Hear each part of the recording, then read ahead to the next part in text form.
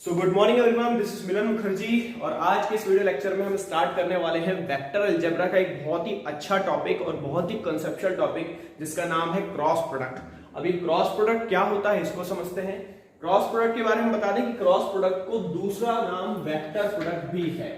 Vector product का मतलब क्या हुआ कि जो मेरे पास क्रॉस प्रोडक्ट का आंसर आएगा या जो क्रॉस प्रोडक्ट का मेरा सॉल्यूशन आएगा वो मेरा एक वेक्टर क्वांटिटी होगी, ना कि एक स्केलर क्वांटिटी होगी। जिस तरीके से लास्ट वीडियो में डॉट प्रोडक्ट के बारे में जाना था कि डॉट प्रोडक्ट का जो आंसर आता है वो मेरा कैसा बनता है, वो एक स्केलर क्वांटिटी बनता है, इसलिए उसको हम स्केलर प्रोडक्ट भी बोलते हैं। और यहाँ पे हमारे पास क्या है, यहाँ पे हमारे पास क्रॉस प्रोडक्ट है और क्रॉस प्रोडक्ट का जो रिजल्ट होता है वो मेरा क्या बनता है, हमेशा एक वेक्टर क्वांटिटी बनता है, इसलिए उसको क्या बोलते हैं, वेक्टर प्रोडक्ट भी बोलते हैं। ठीक है, तो मान लीजिए कि हम क्रॉस प्रोडक्ट को दिखाते किस तरीके से, तो क्रॉस प्रोडक्ट को इस तरीके से बोलते हैं कि vector A cross product of vector B. तो इसका सॉल्यूशन कैसा होता है, इसका सॉल्यूशन होता है आपका ए बी साइन थीटा। ठीक, जिस तरीके से डॉट प्रोडक्ट होता है मेरे पास ए बी कॉस थीटा, वैसे ही मेरे पास क्रॉस प्रोडक्ट होता है ए बी साइन थीटा। अब एक बात ये आती है कि मैं क्या बोल रहा हूं, ये मेरा कैसा है, वेक्टर प्रोडक्ट है, मतलब जो मेरा आंसर आएगा, जो मेरा रिजल्ट आएगा वो एक वेक्टर क्वांटिटी होगा। तो ये तो मेरा मैग्नीट्यूड वाली बात तो मैंने कर दी कि ए बी साइन थीटा क्या बन गया, मेरा मैग्नीट्यूड बन गया।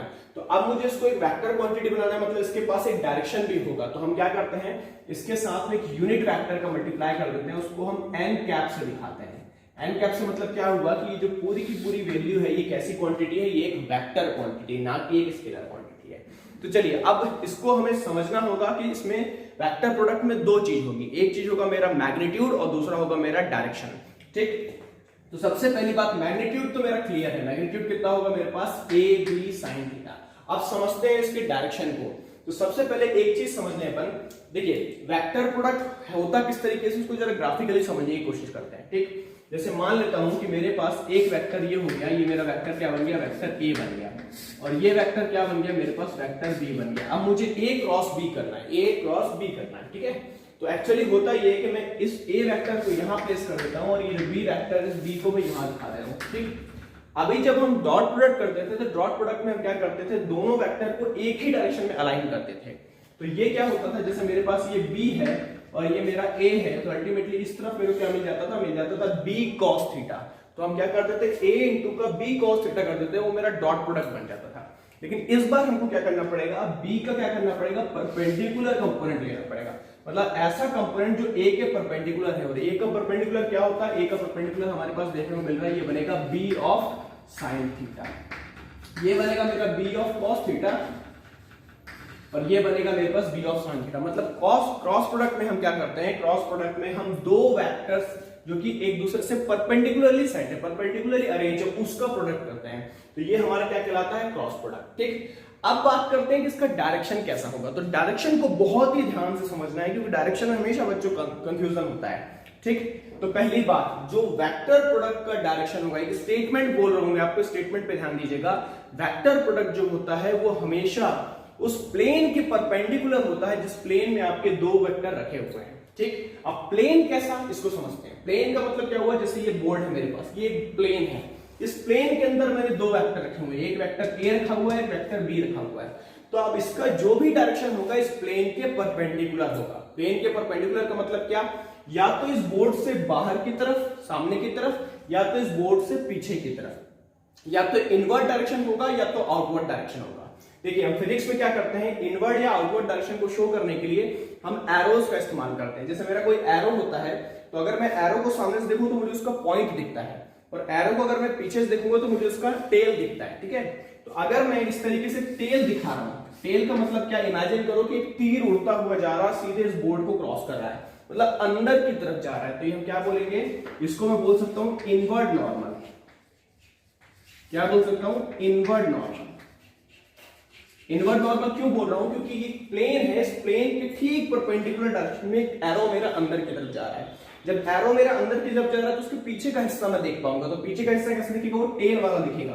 तो उसको मैं किस तरीके से दिखा रहा हूं, क्रॉस की तरह दिखा रहा हूं। ठीक, अगर मैं इमेजिन करता हूं कि इस प्लेन से एक बाहर की तरफ एक एरो आ रहा है, तो बाहर की तरफ एरो आ रहा है तो मुझे उसका पॉइंट दिखाई देगा। जब उसका पॉइंट दिखाई देगा तो मैं उसको किस तरीके से दिखाऊंगा, उसको मैं एक सिंपल डॉट की तरह दिखा रहा हूं, क्योंकि एरो का एक पॉइंट मुझे दिखाई दे रहा है। तो इसको मैं क्या बोलता हूं, इसको मैं बोल सकता हूं आउटवर्ड नॉर्मल। क्या बोल सकता हूं, आउटवर्ड नॉर्मल। ठीक, मतलब जो मेरा वेक्टर क्वांटिटी होगी, जो वेक्टर प्रोडक्ट होगा, उसका जो डायरेक्शन होगा वो इन दोनों वेक्टर, ये जो दोनों वेक्टर जिस प्लेन में रखे हुए हैं, इस प्लेन के हमेशा परपेंडिकुलर डायरेक्शन में होगा। तो परपेंडिकुलर डायरेक्शन दो बन सकता है, एक मेरा इससे बाहर की तरफ जिसको मैं बोल रहा हूं आउटवर्ड नॉर्मल, और एक बोल सकता हूं मेरा अंदर की तरफ जिसको मैं क्या बोल रहा हूं इनवर्ड नॉर्मल। मतलब मेरे पास एक स्टेटमेंट तैयार हो गया कि the direction of vector product, the direction of vector product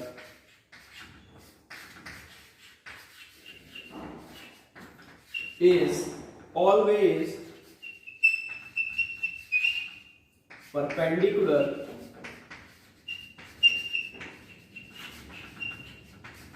to the plane containing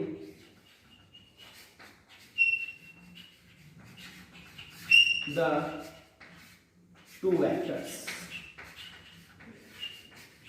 मतलब जो वेक्टर प्रोडक्ट का डायरेक्शन होगा वो उस प्लेन के परपेंडिकुलर होगा जिस प्लेन में मेरे पास ये दोनों वेक्टर अरेंज हुए हैं, दोनों वेक्टर रखे हुए हैं।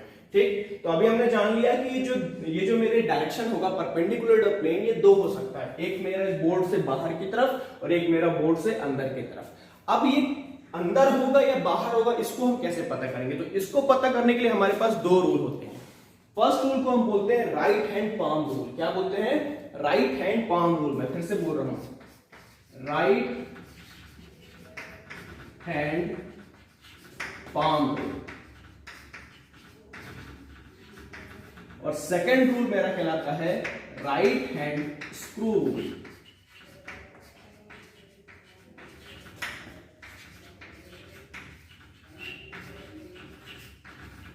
अब ये रूल क्यों बनाए गए हैं? ये रूल इसलिए बनाए गए हैं क्योंकि इसमें से कोई भी कंफ्यूजन ना हो। कैसा? चलिए, अगर मेरे को ए क्रॉस बी करना है, अब इमेजिन करते हैं। सबसे पहले देखता हूं क्या है right hand palm rule. Right hand palm rule मतलब राइट हैंड से बनने वाला पाम से रूल। राइट हैंड के पाम को यूज कर रहा हूं, उससे मैंने एक रूल बनाया हुआ है। क्या रूल बनाया हुआ है? जैसे लेटर सपोज दैट ये इस वाले वेक्टर को मैं थोड़ा सा नाम चेंज कर देता हूं। इस वाले वेक्टर को मान लो मैं क्या बोलता हूं, इस वाले वेक्टर को मैं ए बोल देता हूं और इस वाले वेक्टर को मैं क्या बोल देता हूं, बी बोल देता हूं। ठीक, अगर मेरे को ए क्रॉस बी करना है, ए क्रॉस बी करना मतलब क्या? ए से बी की तरफ जाना है, तो मैं क्या करूंगा, यहां पे एक राइट हैंड का अपना अरेंज करूंगा और राइट हैंड के हाथ को इस तरीके से अरेंज करूंगा कि मैं अपनी उंगलियों को ए से बी की तरफ मोल्ड करूंगा, ए से बी की तरफ कर्ल करूंगा, थोड़ा सा ट्विस्ट करूंगा। तो मैं क्या देख रहा हूं, जब मैं ए से बी की तरफ टर्न कर रहा हूं तो ये जो मेरे अंगूठे का डायरेक्शन है, ये डायरेक्शन किसका होगा? ये मेरे वेक्टर प्रोडक्ट का होगा। मतलब मैं क्या निकाल रहा हूं, अभी मैं निकाल रहा हूं A vector A cross vector B. जब मैं vector A cross vector B निकालूंगा तो मैं क्या करूंगा, अपने हाथ को राइट हैंड पाम रूल के हिसाब से, राइट हैंड पाम रूल के हिसाब से क्या करूंगा, अपने हाथ को यहां अरेंज करूंगा और ए से बी की तरफ कर्ल करूंगा। जब मैं ए से बी की तरफ कर्ल करूंगा तो जो मेरा अंगूठे का डायरेक्शन है वो क्या दिखाएगा, वो मेरा इस वेक्टर प्रोडक्ट के डायरेक्शन को दिखाएगा। और अंगूठे का डायरेक्शन का मतलब क्या हुआ, मैं अंदर की तरफ जा रहा हूं। अंदर की तरफ मतलब कोई एक एरो है मेरा जो अंदर की तरफ जा रहा है, तो मैं उसको क्या बोलूंगा, इनवर्ड नॉर्मल बोलूंगा। कैसे बोल रहा हूं, इनवर्ड नॉर्मल। और फिर से देखना, ये हाथ मेरा सेट है, मैं एक ही डायरेक्शन में इसको मूव कर सकता हूं, सिर्फ एक ही डायरेक्शन में मूव कर सकता हूं, मैं इसको पीछे नहीं मूव कर सकता। मेरा नेचुरल हाथ कहां मूव करता है, आगे की तरफ। तो जब मैं ए से बी की तरफ मूव करूंगा तो जो मेरे अंगूठे का साइन होगा वो क्या दिखाएगा, ए क्रॉस बी दिखाएगा। ठीक, इसी तरीके से अगर मैं बी क्रॉस ए की बात करूं, कैसा? अब मैं बात कर रहा हूं B cross A, B cross A. अब बी क्रॉस ए की बात करूंगा तो कैसा हो जाएगा? अब देखो जरा, मैंने क्या किया, अपने हाथ को बी पे रखा। अब बी के बाद मुझे ए पे जाना है, तो मैं इसको उल्टा नहीं जा सकता, मैं बी से ए पे उल्टा नहीं जा सकता। तो मुझे क्या करना पड़ेगा, मुझे उस हाथ को टिल्ट करना पड़ेगा। जब मैं हाथ को टिल्ट करूंगा तो मैं बी पे आ गया हूं। अब मुझे क्या करना पड़ेगा, बी से ए पे जाना पड़ेगा। जब मैं बी से ए पे जाऊंगा तो जो मेरे अंगूठे का डायरेक्शन है वो क्या दिखाएगा, बी क्रॉस ए के वेक्टर डायरेक्शन को शो करेगा। अब बी क्रॉस ए का डायरेक्शन क्या देखिए, बी क्रॉस ए का वेक्टर डायरेक्शन कहां है मेरा, बोर्ड से बाहर की तरफ। बोर्ड से बाहर की तरफ तो मैं क्या बोलूंगा, इसको आउटवर्ड नॉर्मल बोलूंगा। बहुत ही इजी चीज है, कोई कॉम्प्लेक्स चीज नहीं। फिर से समझते हैं, अगर मैं बात कर रहा हूं ए से बी, जब ए से बी पे बात करूंगा तो मैंने हाथ को यूं रखा, हाथ मेरा एक ही डायरेक्शन में कर्ल हो सकता है। मैं ए से बी की तरफ जा रहा हूं तो मेरा डायरेक्शन कहां जाएगा, अंदर की तरफ। और जब मैं बी क्रॉस ए करूंगा तो क्या करना पड़ेगा मेरे को, बी से बाहर की तरफ, तो अंगूठा कहां पॉइंट होगा मेरा, बाहर की तरफ। तो इस तरीके से राइट हैंड पाम रूल के थ्रू, मैं ए क्रॉस बी और बी क्रॉस ए के डायरेक्शन को पता कर सकता हूं। इसी को पता करने के लिए हमने एक दूसरा मेथड भी बोल दिया है। वो क्या बोल दिया? Right hand screw. मतलब क्या, मेरे को एक स्क्रू को कसना है और किसके थ्रू कसना है? राइट हैंड के थ्रू कसना है। कैसा? मान लो अब मैं ए क्रॉस बी निकालता हूं। मेरा ए क्रॉस बी का डायरेक्शन क्या था? इनवर्ट नॉर्मल, अंदर की तरफ। देखिए अब मैं क्या करता हूं, यहां पे एक स्क्रू रख देता हूं और उसको राइट हैंड से कसना शुरू करता हूं।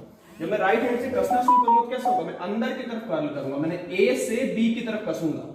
देखिए right hand screw, right hand में मैंने एक स्क्रू लिया और उसको मैं कस रहा हूं।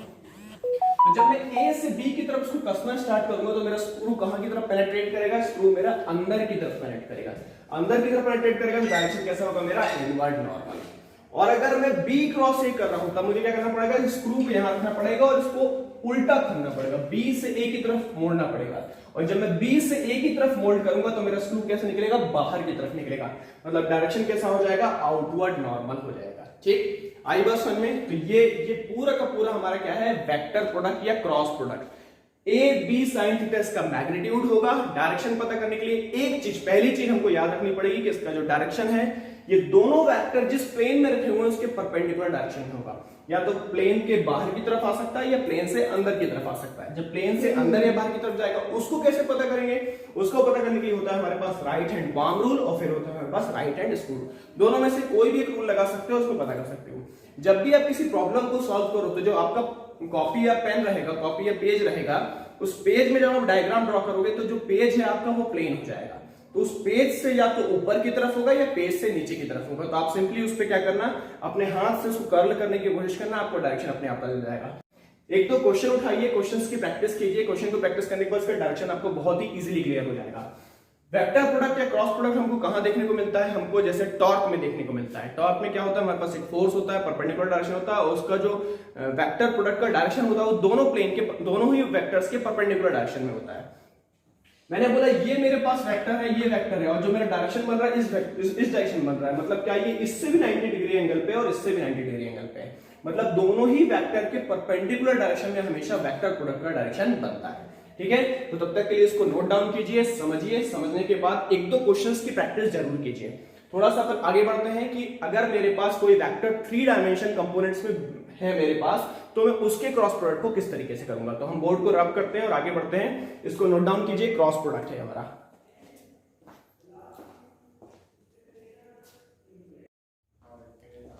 तो चलिए अपने वीडियो लेक्चर को आगे बढ़ाते हैं और आगे बढ़ाने के बाद हम देखते हैं कि अगर मेरे पास कोई वेक्टर अपने 3 कंपोनेंट्स में, 3D कंपोनेंट्स में दिया हुआ है तो मुझे उसका क्रॉस प्रोडक्ट किस तरीके से करना है या उसके क्रॉस प्रोडक्ट को सॉल्व करने के लिए हमारे पास क्या मेथड होता है। ठीक है, तो जैसे यहाँ पे क्वेश्चन छोटा सा मैंने सेट किया है। ये क्वेश्चन एक्चुअली कोई न्यूमेरिकल नहीं है, वेरिएबल फॉर्म में है।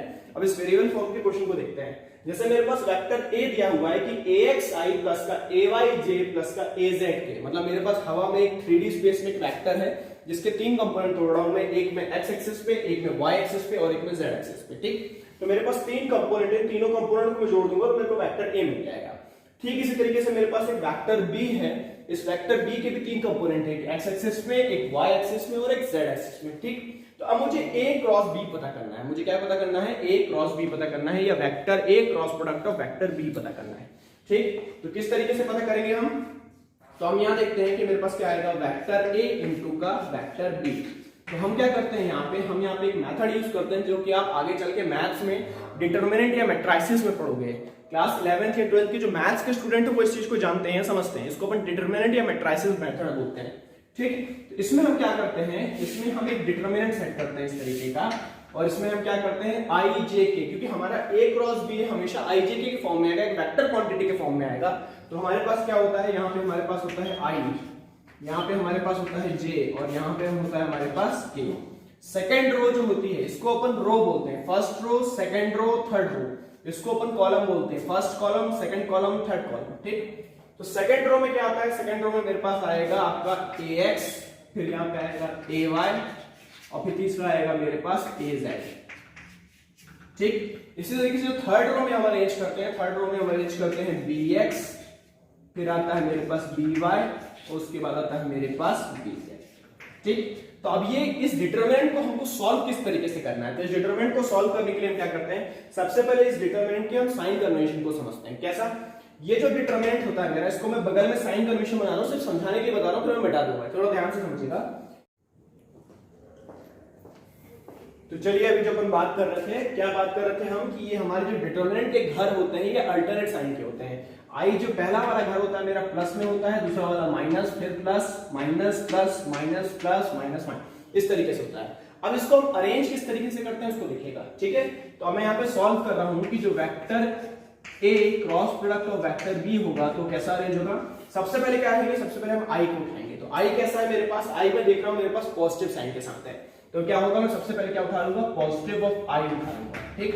फिर मैं ब्रैकेट यूज करूंगा, ब्रैकेट के अंदर मैं क्या करूंगा, देखिए जब मैं आई की तरफ जाऊंगा तो मैं आई के कॉलम को और आई के रो को मुझे स्किप करना पड़ेगा, छोड़ना पड़ेगा। छोड़ने के बाद में क्या आऊंगा, फिर मैं यहाँ पे देखूंगा ए वाई इंटू का बी जेड, मतलब लेफ्ट टू राइट जाऊंगा, मैं क्या करूंगा, A Y multiply of B Z करूंगा, ठीक। तो यहाँ पे क्या आ जाएगा मेरे पास, A Y multiply of B Z. उसके बाद क्या होगा, उसके बाद एक माइनस साइन यूज करूंगा और फिर मैं लेफ्ट टू राइट आऊंगा। तो माइनस साइन के साथ क्या आएगा मेरे पास, minus of A Z into का बी वाई। फिर से देखिएगा, minus of A Z into का बी वाई। मैं फिर से रिपीट कर रहा हूं, एक डिटरमिनेंट मेथड है, इसमें मैंने आई को लिया हुआ है, तो आई के कॉलम को छोड़ा हुआ है और आई के रो को छोड़ा हुआ है, तो बचे हुए मेंबर्स मेरे पास इतने सारे हो गए हैं। इसमें मुझे लेफ्ट टू राइट चलना है, लेफ्ट टू राइट जाऊंगा तो क्या हो जाएगा, ए वाई इंटू का बी जेड माइनस ऑफ, मेरा एक माइनस साइन यूज करना पड़ेगा, फिर बनेगा बी वाई इंटू का ए जेड, ठीक। उसके बाद में आई का काम हो गया मेरा, आई के बाद में किसमें जाऊंगा, जे में जाऊंगा, मतलब जे के साथ क्या आएगा, तो मैं क्या करूंगा, एक माइनस ऑफ जे यूज करूंगा। अब मैंने माइनस ऑफ जे क्यों यूज किया हुआ है, क्योंकि मैं देख रहा हूं कि जे जो है मेरा वो किस घर का है, माइनस घर का है, तो जे के साथ मेरा क्या आएगा, माइनस साइन आएगा। जब माइनस साइन आएगा तो क्या होगा, अब मैं इसके साथ वेरिएबल्स देखता हूं मैं, तो कैसा हो जाएगा मेरे को देखना पड़ेगा। अब मैं क्या करूंगा, जे के रो को और जे के कॉलम को स्किप करूंगा। फिर से ध्यान दीजिएगा, जे वाले रो को मुझे स्किप करना है और जे वाले कॉलम को मुझे स्किप करना है, तो अब क्या बचेगा मेरे पास, ax इंटू का bz, लेफ्ट टू राइट मुझे जाना है, तो कैसा बनेगा मेरे पास, ax इंटू का bz। फिर मैं क्या करूंगा, माइनस साइन लगाऊंगा, देखिए इधर ये वाला ax इंटू का bz बचा, अब इधर क्या बचेगा मेरे पास, bx इंटू का az, तो क्या हो जाएगा मेरे पास, ax इंटू bz या az इंटू का bx में लिख सकता हूं, ठीक, az इंटू का bx। अब क्या होगा, अब मैं k की तरफ जाऊंगा, तो k कैसा है मेरा, k मेरा फिर पॉजिटिव है, तो k के साथ कैसा आ जाएगा मेरे पास, plus of k, plus of k क्या हो जाएगा, प्लस ऑफ k हो जाएगा मेरे पास प्लस ऑफ k। तो प्लस ऑफ k में क्या है, k वाले रो को मुझे छोड़ना होगा, k वाले कॉलम को मुझे छोड़ना होगा, तो अल्टीमेटली क्या मेंबर्स बचे मेरे पास, अल्टीमेटली ये 4 मेंबर्स बचे मेरे पास। तो अब मैं क्या चाहता हूं, लेफ्ट टू राइट, तो लेफ्ट टू राइट क्या है मेरे पास, ax by, तो यहाँ पे क्या आएगा मेरे पास, ax और by, फिर क्या आएगा, एक माइनस साइन यूज करूंगा, और जब माइनस साइन यूज करूंगा तो क्या हो जाएगा मेरे पास, bx इंटू का az, तो क्या हो जाएगा मेरे पास, ये हो जाएगा bx इंटू का az, ठीक। तो अब क्या हो गया, मेरे पास एक फॉर्मुलेशन सेट हो गया है कि इस फॉर्मूले में आप सारी वैल्यूज को पुट ऑन करोगे और जैसे ही वैल्यू को पुट करोगे आपका आंसर बनके तैयार होगा। जो हमारा आंसर होगा उसके साथ ये जो मैग्नीट्यूड आएगा उसके साथ एक आई होगा, ये जो मैग्नीट्यूड आएगा उसके साथ जे होगा, और ये जो मैग्नीट्यूड होगा उसके साथ एक के होगा। और आई जे के क्या है, आई जे के हमारे यूनिट वेक्टर हैं जो कि एक्स एक्सिस, वाई एक्सिस और जेड एक्सिस के अलावा काम करते हैं, ठीक है। तो ये टॉपिक मेरा पूरा कवर होता है वेक्टर अलजेब्रा का क्रॉस प्रोडक्ट, जिसमें मैग्नीट्यूड भी है और मैग्नीट्यूड के साथ साथ डायरेक्शन भी है। तो इसको नोट डाउन कीजिए, नोट डाउन करने के बाद एक क्वेश्चन देते हैं, क्वेश्चन को सॉल्व कीजिए और देखिए आपसे क्वेश्चन बनता है क्या।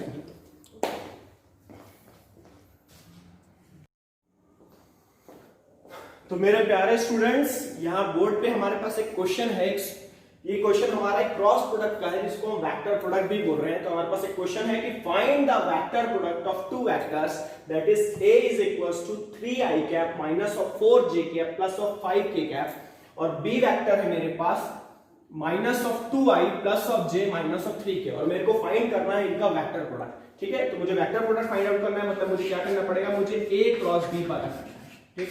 मैं कोई एक vector product a cross b यहाँ पे हम पता करते हैं, ठीक। तो अब a क्रॉस b कैसे पता करेंगे, a क्रॉस b करने के लिए हम क्या करेंगे, एक डिटरमिनेंट सेट करेंगे, और डिटरमिनेंट सेट करने के बाद क्या करेंगे, यहाँ पे हम i दिखाएंगे, यहाँ पे हम j दिखाएंगे, और यहाँ पे हम क्या दिखाएंगे, k दिखाएंगे, ठीक। उसके बाद हम क्या करेंगे, सबसे पहले यहाँ पे ये ax उठाएंगे, तो ax की जगह क्या दिख रहा है मेरे पास, ax की जगह मुझे दिख रहा है 3। जब मैं bx पे जाता हूं तो मुझे क्या दिख रहा है, माइनस ऑफ 4, ना कि 4, क्योंकि हमने किस फॉर्म में पढ़ा हुआ है, हमने इसको इस फॉर्म में पढ़ा हुआ है कि axi plus of ayj plus of A Z Q. ठीक, तो हमने यहाँ पे सब पॉजिटिव के फॉर्म में पढ़ा हुआ है। जब पॉजिटिव के फॉर्म में पढ़ा हुआ है तो ये कैसे रीड करेंगे, हम इसको माइनस ऑफ 4 रीड करेंगे। तो यहाँ पे क्या आएगा मेरे पास माइनस ऑफ 4। फिर जब हम k के कंपोनेंट में जाते हैं क्या दिखता है प्लस ऑफ 5, तो क्या आ जाएगा मेरे पास प्लस ऑफ 5 आ जाएगा। ठीक, इसी तरीके से जब b के कंपोनेंट में जाते हैं तो यहाँ पे क्या आएगा मेरे पास, यहाँ पे आएगा मेरे पास माइनस ऑफ 2। उसके बाद क्या होगा j का कंपोनेंट क्या है मेरे पास, j का कंपोनेंट है 1 और k का कंपोनेंट क्या है, k का कंपोनेंट है मेरे पास माइनस ऑफ 3। ठीक, अब इसको आगे सॉल्व करते हैं। तो आगे कैसे सॉल्व करेंगे, आगे सॉल्व करने के लिए हम सबसे क्या करेंगे i कैसा होता है मेरा प्लस वाले घर का होता है। जब प्लस वाले घर का होता है तो i को मैं कैसे यूज करूंगा, i को मैं सिंपली लिख दूंगा। अब मैं i वाले रो कॉलम को और i वाले रे को छोड़ दूंगा, स्किप कर दूंगा और फिर ऐसे चलूंगा लेफ्ट टू राइट। तो -4 इंटू -3, यहाँ पे मैं एक लाइन लिख दे रहा हूं आप लोगों के ईज के लिए कि -4 इंटू -3 मुझे करना पड़ेगा। ठीक, उसके बाद माइनस साइन लगाना पड़ेगा और माइनस साइन लगा के मुझे क्या करना पड़ेगा 5 इंटू 1 करना होगा। फिर से देखिएगा -4 इंटू का -3 लेफ्ट टू राइट, फिर एक माइनस साइन पुट करूंगा, फिर ये वाला राइट टू लेफ्ट। तो राइट टू लेफ्ट में मेरे पास क्या दिख रहा है आपका 5 1, left to right left right to left, ऐसे चलना है अपने को, ऊपर से नीचे आएगा लेफ्ट टू राइट। तो ये मेरा i के साथ तैयार हो गया। चलिए इसको मैं ब्रैकेट चेंज कर देता हूं क्योंकि मैंने आंसर ब्रैकेट यूज कर लिया है, तो मैं इसको करली ब्रैकेट बना देता हूं। ठीक, तो ये मेरा i तैयार हो गया। जब i तैयार हो गया अब हम चलते हैं j के साथ। तो ये i हमारा प्लस वाले घर का होता है तो j हमारा कौन सा घर होगा, j हमेशा माइनस वाले घर का होगा। जब माइनस वाले घर का होगा तो क्या पुट कर देंगे, माइनस ऑफ j पुट कर देंगे। और जब माइनस ऑफ j के साथ मैं फिर एक करली ब्रैकेट यूज कर लेता हूं। ठीक, तो अब देखिए j के साथ क्या है, मैंने j वाले कॉलम को और j वाले रो को मैंने स्किप कर दिया। अब क्या बचा मेरे पास, ये लेफ्ट टू राइट 3 3 जा 9 और वो भी क्या माइनस था। ठीक है, बट मैं एक स्टेप यहां लिख दे रहा हूं 3 इंटू ऑफ -3, फिर आएगा माइनस साइन मेरे पास। मैंने क्या कर दिया, ये कर दिया। अब मैं इधर से इधर आऊंगा तो 5 इंटू का -2, तो ये क्या हो जाएगा मेरे पास, ये हो जाएगा मेरे पास 5 इंटू ऑफ -2। तो ये तैयार हो गया मेरा। अब चलते हैं k की तरफ। तो प्लस माइनस फिर प्लस, तो k कैसा होगा मेरे पास, k मेरे पास फिर प्लस का हो जाएगा। अब k के कंपोनेंट्स क्या बनेंगे उसको देख लेते हैं। देखिए तो k को क्या करते हैं, k वाले रो को और k वाले कॉलम को मैंने स्किप कर दिया। तो क्या बनेगा मेरे पास 3 इंटू 1, तो क्या बनेगा मेरे पास 3 इंटू 1, फिर माइनस का साइन, फिर 3 इंटू 1 के बाद क्या होगा -4 इंटू -2, तो ये हो जाएगा मेरे पास -4 इंटू -2। ये बनके तैयार हो गया। और जब मैं आगे सॉल्व करूंगा तो कैसे सॉल्व होगा मेरे पास, ये होगा मेरे पास i एज इट इज आ जाएगा 4 3 जा 12 वो माइनस माइनस प्लस, तो ये क्या हो गया ultimately plus of 12 minus of 5। फिर आगे जाएंगे क्या आएगा माइनस ऑफ j 3 3 जा 9 किसका है मेरे पास माइनस का, माइनस ऑफ 5 2 जा 10 और 10 किसका बनेगा माइनस का, 5 2 जा 10 माइनस का, 5 टू 10 माइनस ऑफ 10 और माइनस के साथ एक और माइनस तो प्लस हो जाएगा। तो अल्टीमेटली क्या बन गया मेरे पास प्लस ऑफ 10 बन गया। तो i j हो गया। चलते हैं k की तरफ। तो k कैसा होगा मेरे पास, k मेरा एज इट कैसा हो गया और k के साथ क्या होगा देखते हैं अपन 3 1 जा 3, तो ये क्या हो गया मेरे पास 3 हो गया। माइनस ऑफ 4 2 जा 8 और माइनस प्लस, तो क्या हो जाएगा प्लस ऑफ 8, तो ये क्या हो गया प्लस ऑफ 8। मतलब प्लस ऑफ 8 बोल रहा हूं बट ये माइनस ये वाला यूज कर रहा हूं मैं। ठीक, कोई दिक्कत। अब आगे सॉल्व करते हैं। आगे जब सॉल्व करेंगे कैसा हो जाएगा 12 में से 5 गया तो अल्टीमेटली क्या बचा मेरे पास 7 बचा, तो ये क्या हो गया मेरे पास 7 ऑफ i। उसके बाद इधर चलते हैं अपन 10 में से 9 गया तो 1 बचा सिंपली, और 1 मतलब कुछ नहीं तो यहाँ पे इधर लिखते हैं माइनस ऑफ j, मतलब इसका कंपोनेंट खाली 1 है। 10 minus 9 that is 1, 1 into -1 that is -1, -1 को हम लिखते नहीं है इसलिए क्या लिख रहे हैं माइनस ऑफ j। उसके बाद हम चलते हैं प्लस पे। यहाँ पे क्या दिख रहा है मेरे पास 3 माइनस 8 को मतलब क्या हुआ -5 हुआ, तो हम क्या कर देंगे यहाँ पे +5 ना लिख के इसको हम क्या लिखेंगे माइनस ऑफ 5k। तो इस तरीके से हमारा क्या हुआ a क्रॉस b का वेक्टर प्रोडक्ट आ गया और ये हमारा क्या हो गया, ये हमारा फाइनल आंसर हो गया। तो आई होप मैं ये मान सकता हूं कि इस वीडियो लेक्चर में आपने क्रॉस प्रोडक्ट को ठीक तरीके से समझ लिया होगा, क्रॉस प्रोडक्ट के मैग्नीट्यूड फॉर्म को समझ लिया होगा, क्रॉस प्रोडक्ट के डायरेक्शन को समझ लिया होगा और इस न्यूमेरिकल को किस तरीके से फाइंड आउट करते हैं ये सीख लिया होगा। इस टाइप के न्यूमेरिकल्स को प्रैक्टिस बनाने के लिए आपको कम से कम 5 से 10 क्वेश्चन इस टाइप के लगाने हैं। अगर आप 5 से 10 क्वेश्चन इस टाइप के क्वेश्चंस की प्रैक्टिस कर लेते हो तो ये टॉपिक आपका तैयार हो जाएगा। तब तक के लिए मिलते हैं अपन अगले वीडियो में, तब तक के लिए बहुत बहुत थैंक यू। और इस वीडियो के जितने भी क्वेश्चंस हो सकते हैं, इस टॉपिक से रिलेटेड जितने भी क्वेश्चंस होते हैं उनकी प्रैक्टिस जरूर कर लेना। Okay, bye bye.